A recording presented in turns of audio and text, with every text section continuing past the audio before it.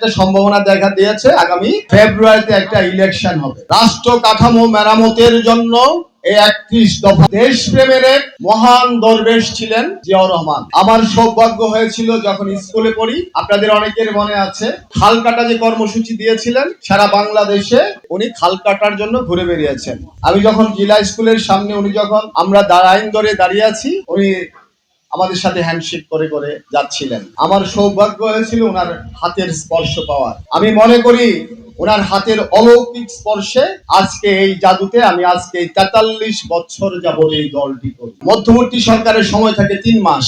সেই 3 মাসের মধ্যে আমরা ভেবেছিলাম 3 মাস, 5 মাস, 6 মাস এর মধ্যে একটা ইলেকশন হবে, কিন্তু আমরা আজও দেখতে পাচ্ছি এখনো মোটামুটি একটা সম্ভাবনা দেখা দিয়েছে আগামী ফেব্রুয়ারিতে একটা ইলেকশন হবে। তো এই সুষ্ঠু, নিরপেক্ষ, অবাধ ইলেকশন দিয়ে একটা গণতান্ত্রিক সরকার প্রতিষ্ঠা করুন। রাষ্ট্র কাঠামো মেরামতের জন্য এই 31 দফা জিয়াউর রহমান যেভাবে 19 দফা দিয়েছিলেন, এই 31 দফা হচ্ছে সেই রূপরেখার আলোকে, 19 দফার আলোকে আমাদের এই 31 দফা।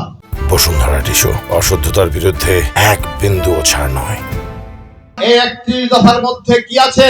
গ্রামের মানুষের জন্য আমরা যেমন জিয়াউর রহমান যেমন কৃষকদের জন্য সার, কৃষি উপকরণ, ধানের বীজ, নানান রকম যত রকম কৃষকের জন্য যা যা প্রয়োজন দিয়েছিল সেগুলো 31 দফার মধ্যে আছে। আমাদের মা বোনদের জন্য নারীর ক্ষমতায়ন থেকে শুরু করে নারীর পুনর্বাসন, শিক্ষা দীক্ষার ব্যবস্থা আছে। প্রতিটা সেক্টরে আজকে জিয়াউর রহমানের 19 দফা, আজকে যে বিদেশ থেকে টাকা পাঠায় কে শুরু করেছিল?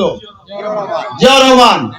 আজকে যে এই যে রেমিটেন্স যাকে বলি, আজকে যে বাংলাদেশে আমরা কম দামে পোশাক পরতে পারি এবং বাংলাদেশ থেকে সর্বোচ্চ পর্যায়ে বিদেশে রপ্তানি হয়, ওটার থেকে যে টাকা আসে এটা কে করেছিল?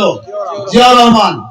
আমরা খুব কম সময়ের মধ্যে দেখতে পাবো আমাদের আশার আলো, আমাদের প্রাণের প্রতীক, এদেশের লক্ষ কোটি মানুষের, যা আমাদের খুব কম সময়ের মধ্যে হয়তোবা যে কোনো এক ঘুরে আমরা দেখতে পারবো উনি আমাদের আলোক পত্রিকা হয়ে বাংলাদেশে আসছে।